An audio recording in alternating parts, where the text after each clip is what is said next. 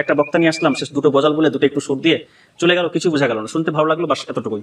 এরকম নয়, শুনতেও যেন ভালো লাগে, শিক্ষাও যেন পাওয়া যায়। এই রাস্তার মাঝে দাঁড়িয়ে গাড়ির ড্রাইভার, ট্যাক্সির ড্রাইভার, ট্রাকের ড্রাইভার, বাসের ড্রাইভারদের ধরে ধরে চাঁদা আদায় করা হচ্ছে। আসসালামু আলাইকুম প্রিয় দর্শক মন্ডলী, দেশ এবং বিদেশ থেকে যারাই ভিডিওটি দেখছেন তাদেরকে স্বাগত জানাই আমার এই চ্যানেলে। আজ খুবই সুন্দর একটি টপিক নিয়ে আলোচনা করব, যে আশুরার দিন করণীয় এবং বর্জনীয়, কোন বিষয়গুলো আমাদের জন্য করণীয়, কোন বিষয়গুলো বর্জনীয়, সেই বিষয়টা নিয়ে সংক্ষিপ্ত আলোচনা।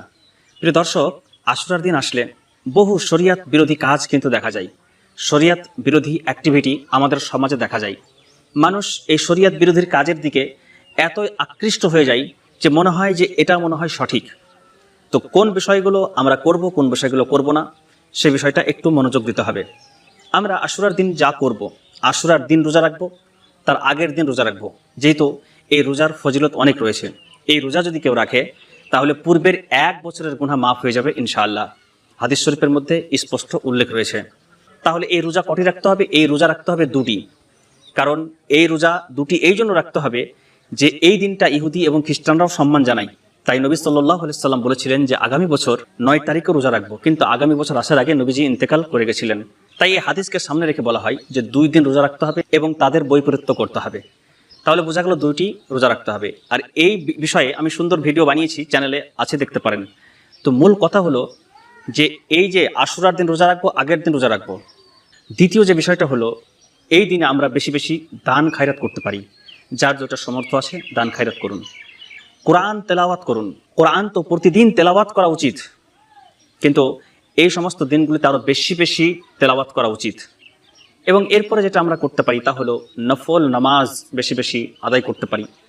এরপরে যা করতে পারি যে এই যে মহরম বা আশুরার এই যে ইতিহাস সম্পর্কে আমরা জানতে পারি, এর জন্য একজন যোগ্য মানুষকে নিয়ে এসে একটা মাহফিলের আয়োজন করতে পারি।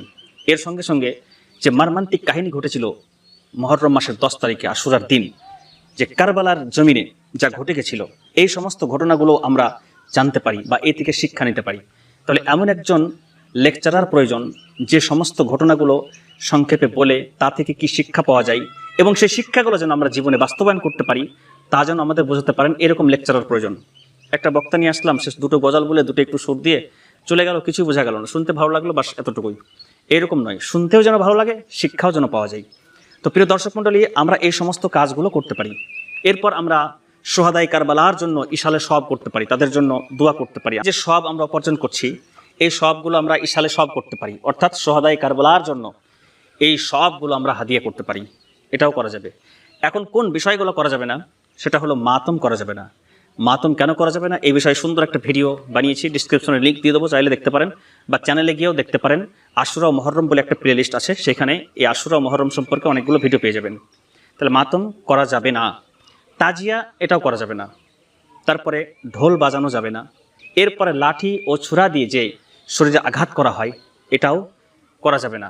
কোনো রকমের ইল্লিগাল অ্যাক্টিভিটি করা যাবে না। নামাজ ছেড়ে দেওয়া যাবে না। মানুষের অসুবিধা করা যাবে না। এবং রাস্তায় দাঁড়িয়ে জনসাধারণের কাছে জোরপূর্বক চাঁদা আদায় করা যাবে না।